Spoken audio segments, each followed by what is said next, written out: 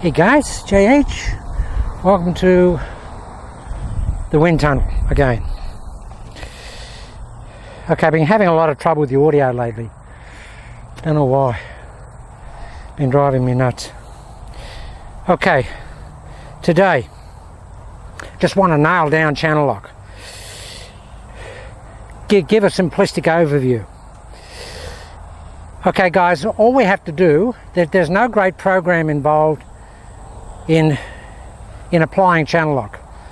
No great effort, no thousands of balls required to be hit. All it is a matter of applying the protocol, and applying the protocol exactly the same every time. And the protocol will be whatever it is for you. Someone like me, the first part of the protocol, this is going to drive me to despair today, absolutely to despair. Just trying different mic positions. Okay, for me the protocol is just a sequential countdown, and whatever the numbers are, 1, 2, 3, 4, 5, they correspond with a specific process in the golf swing. And when I go through that numbered sequence in my thinking, it automatically brings up that corresponding process of the golf swing as I go through the sequence. Now if I go through my sequence, if it's 1, 2, 3, 4, 5, and the corresponding process comes up, then I've done the protocol exactly as I did it, the shot before and the shot before and the shot before. I can't do anything else if I go through the protocol, and the numbering and the sequencing applies itself accordingly. And that's the simplicity of channel lock, guys. Really, that is the simplicity. There's no voodoo, there's nothing hard to learn. It's only a matter of doing this protocol exactly the same every single solitary time. The protocol's easy. The discipline associated with applying the protocol is not easy, because we've never really been that disciplined. In the past, when we've hit good shots, we'll hit a good shot, another good shot, and another good shot, then we'll hit an awful shot. Where did that come from? The only difference between that awful shot and the good shot was you did something different.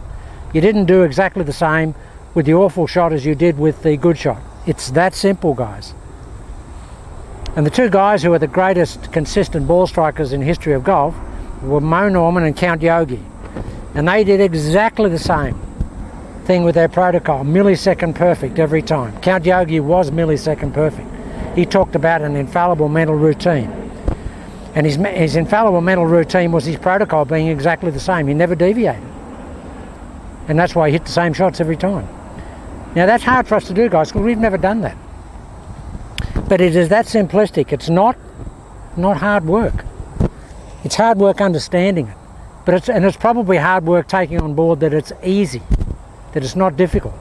This is a paradigm shift in terms of mechanics in the golf swing, no question about that. But it's a paradigm shift that you can apply, and if it had been uncovered, 100 years ago, you wouldn't have had a conventional golf swing. This would have been the golf swing everybody would have used, and everybody would have been hitting the ball consistent, because it's a way to hit the ball consistent. It's just that nobody knew about it before.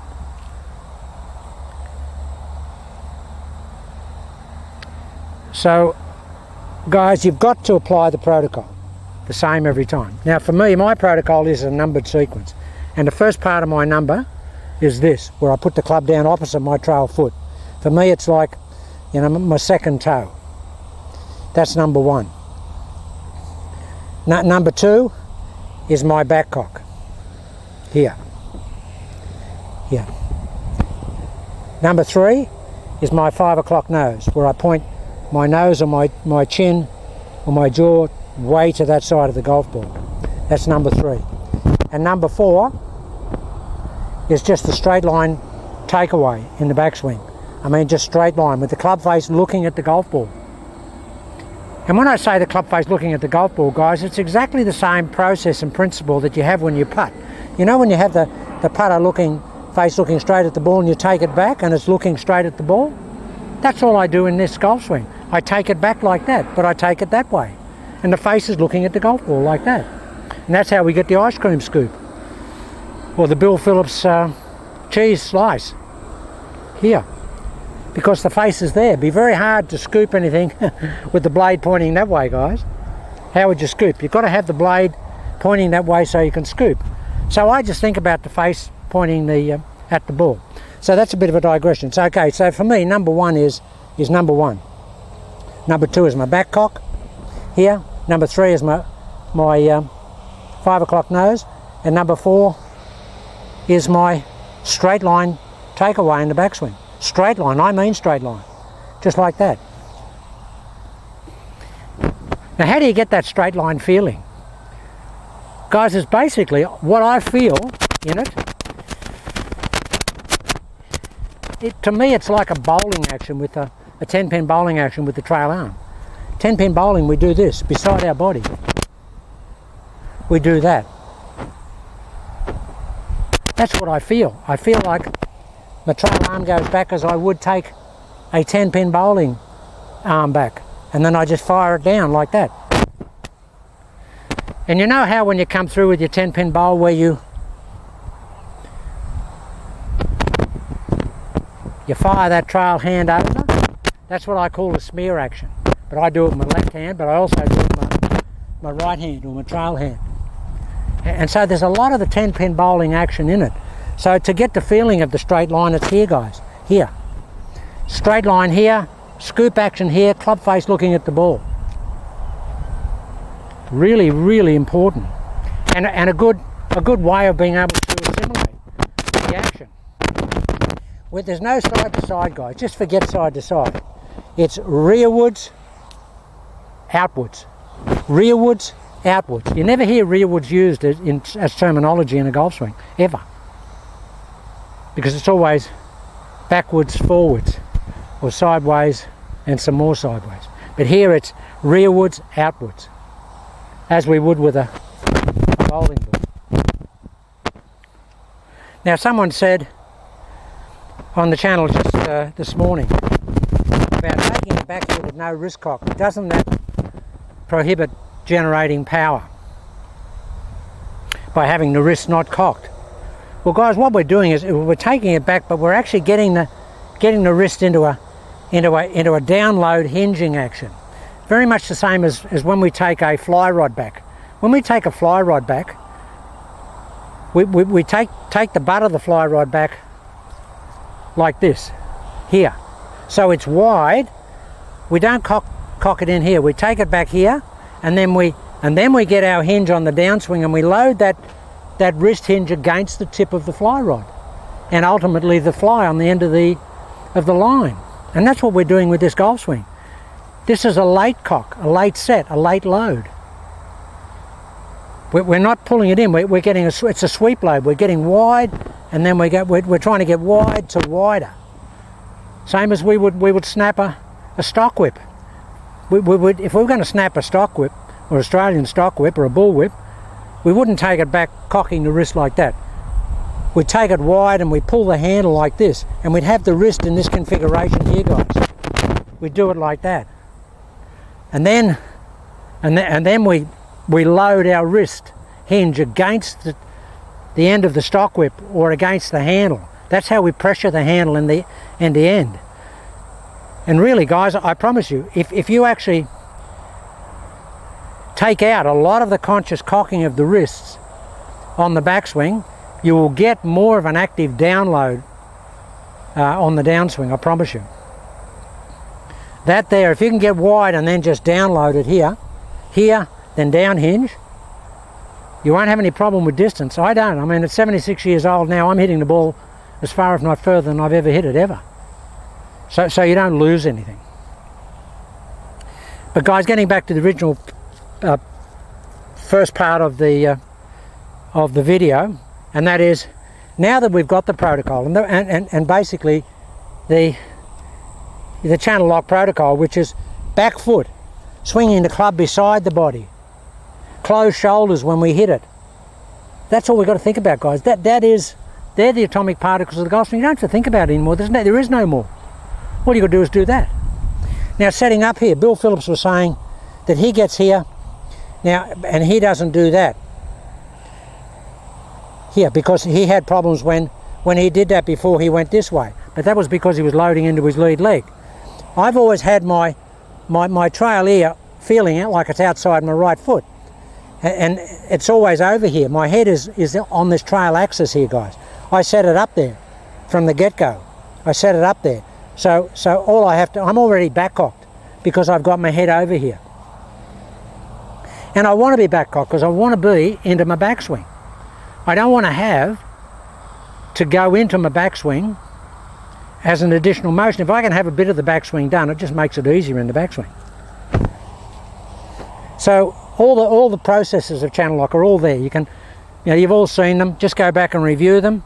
But you've just got to apply them, guys, in sequence, and the absolute sequence every time. The one thing about the great Count Yogi was, and if you look at his golf swing, pull up the latest Count Yogi stuff that was there. At 83 years old, he's swinging the golf club. He looks exactly the same as he did when he was 30. Same motion, same range of motion, and exactly the same millisecond starting of the golf swing, ignition swing. His movement in, everything was millisecond perfect, as was Mo Norman's.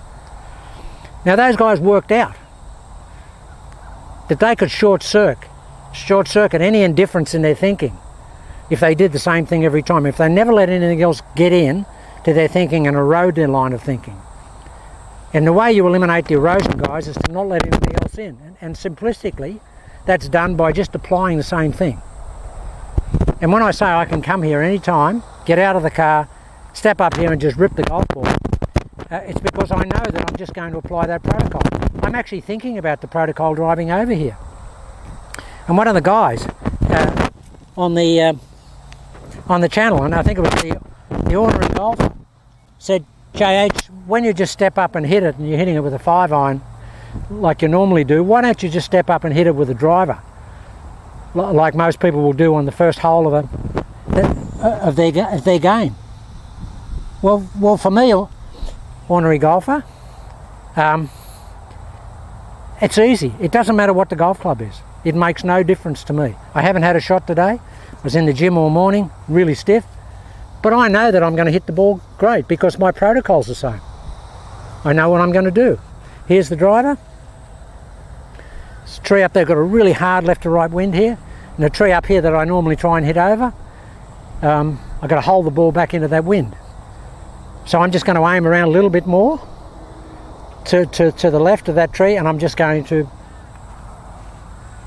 channel block the ball to the hole. But it doesn't matter being the driver, because I know that my protocol is going to be the same every time. Here we go.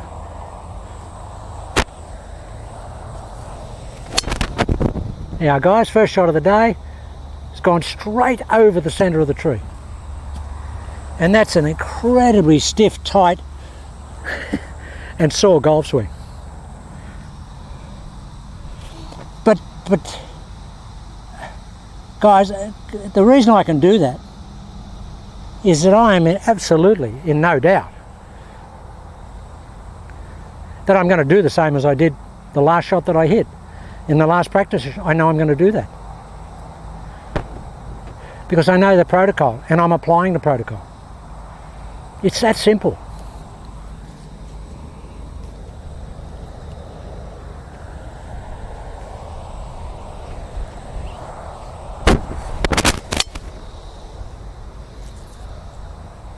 Well guys, they're two dead cold golf shots and they're just perfect. If they were the first shots on the first tee, they'd be straight down the middle. It's that simple. I know I'm going to do it because I know the protocol will not let me do anything but what I need to do. And the protocol, guys, is just the sequence of numbers that you count down in your mind, and those numbers correspond to a specific action. Now you may do it, your specific action and your processes may be a little different to mine, and you may have a 5 or 6 numbered sequence protocol. It doesn't matter. I've narrowed it down to 4.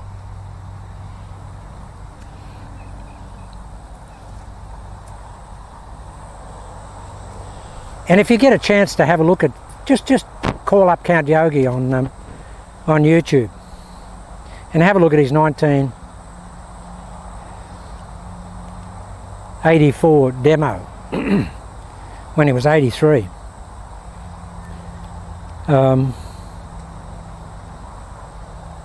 Have a look at the protocol. It's exactly the same. And then go back and have a look at some of the early stuff he did when he was 30s. The golf swing's the same. Because this was Count Yogi. Count Yogi did this. He came in here, put the club down, feet together, stepped away, then went into his backswing, and that was the thing. It was here, put it down, step away, draw the club back. And it was exactly the same timing. It was millisecond perfect every time he set up. Club down to the ball and then take away. No lag, no pauses. He just went into it. It was the same. And that's what he called his infallible mental routine. Now, this is an infallible mental routine, guys. And heretofore, you would never been able to use infallible in a golf swing, because a golf swing is not infallible, because it's got so many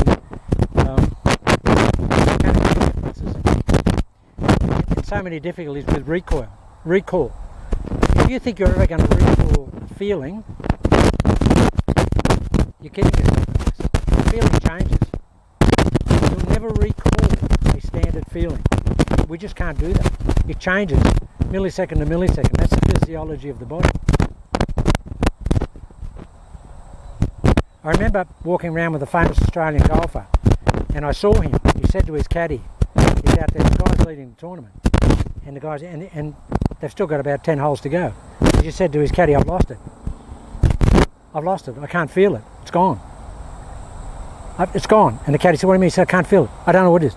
I've lost the feel. I've lost the feel. And he went backwards at 100 miles an hour. I was right there. He will remain nameless, but he was one of Australia's great golfers. Still is. And he just said, I'm gone. He lost the feel and he went backwards. So don't rely on feel. Rely on something you can rely on. And this is very mechanical and it's very structured, but I believe that that's the only way that we can have a golf swing that will repeat itself. It has to be structured, and it has to be structured precisely the same way every time. It's just got to be done that way, guys.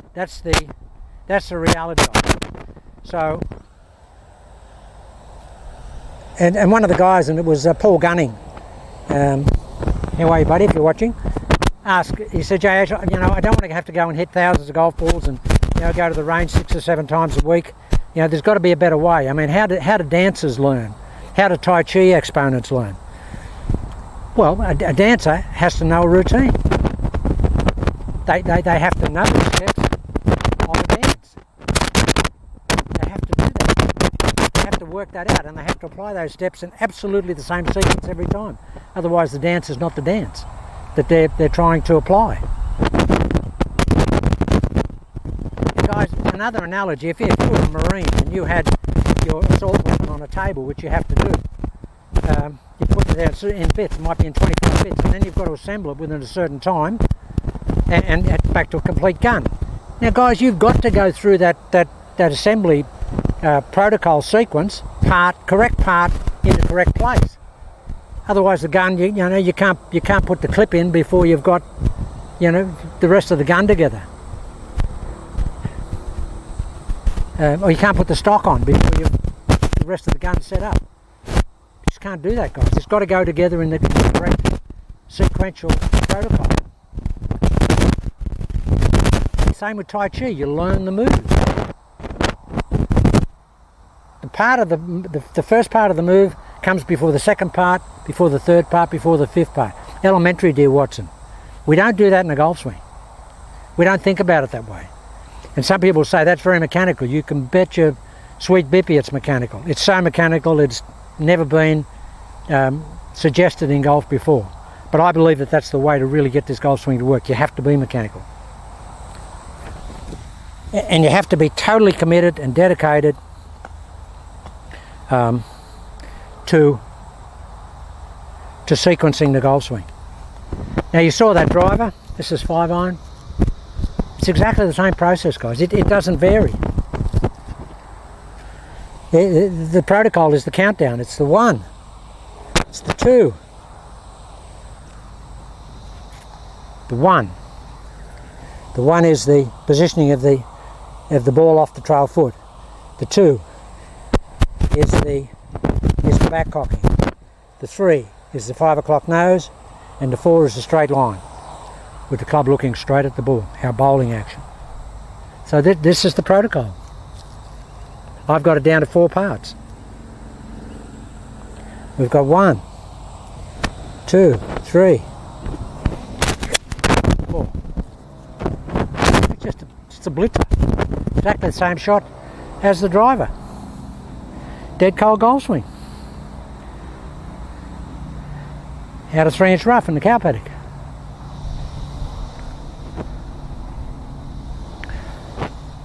Now what's important, guys, is that you work out as well what your timing barrier is and how you use that timing barrier for you. Now what we did with Bill Phillips is that I noticed Bill early on, when he was getting here and he was doing a lot of this stuff, he was a little bit indifferent with his striking. But when I got him to apply what is called the Kill Bill process, whereas he comes in, gets here and then he kills the club. That's Bill killing the club. From there he takes it away so perfectly every time, because it's very difficult to take the club away in a jerky fashion from a dead still position, or to take it away quickly. I take it away quickly because that's my personality. I mean, I talk fast, I eat fast. I'm a former race car and driver and motorcycle racer. Everything I do is quick. And my nickname used to be First Bounce when I played golf. And that is because I used to like to hit off always last in the group, because I used to just pull the club, step up, hit the ball, club was back in the bag and I was off. And my playing partners used to say that I was so quick that I could get to the ball before it made its first bounce. And I've done that my whole life. So I get over the ball and I ignite the club very quickly, but that's JH, you know. And I've got some very slow, laconic friends of mine that actually get pulled over by the cops for driving, you know, supercars on the freeways. They're driving along in 110 zone and they're driving along at 80 k's. They take 10 minutes to put their shoes on. Their coffee goes cold because it takes them so long to drink it. So those guys couldn't ignite the swing as quick as me. But the main thing is that you work out your own timing barrier, your own ignition phase. For me, it's a quick one. So here we go.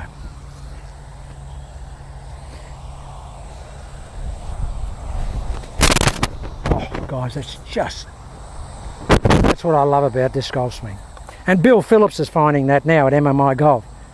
He can just go out dead cold, and it is dead cold for him because where he is in the US at the moment, it's just, you know, snowing. Like it's 100 degrees here today. We never get any snow. I don't know what snow is. The other day when Bill was talking about snow, I had to look it up in the dictionary, and they said it's little white flakes of crystallized water that falls from the sky. I've never seen it. Closest I've seen is the stuff that comes out of those Slurpee machines in McDonald's and Wendy's and whatever. So he is cold. He's physically cold, but he comes up and he just rips it. That video he did the other day where he's hitting that rescue of his, he was just blitzing the golf ball. And I call Billy now the old cheeser, not the old geezer, because he's got this cheese slicing action. The old cheeser is our Wild Bill.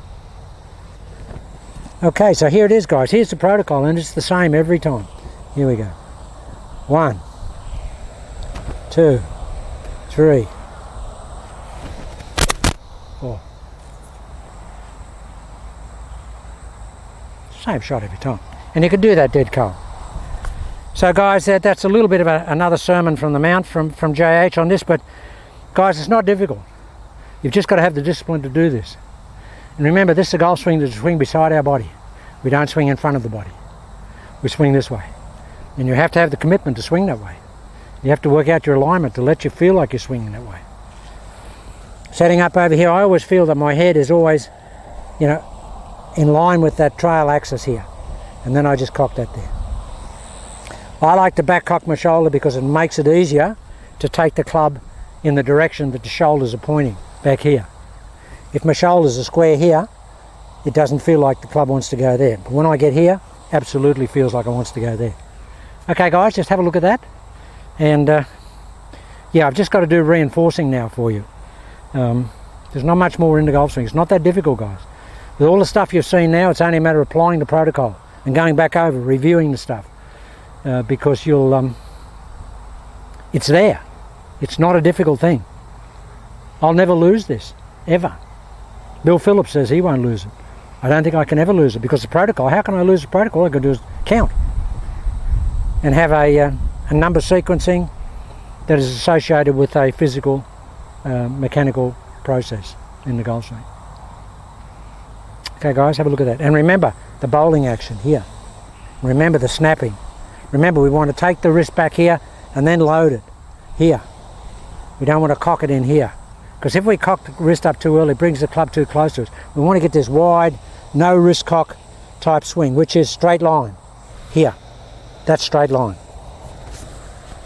Okay guys, have a look at that, and there'll be more defining stuff as the days go on.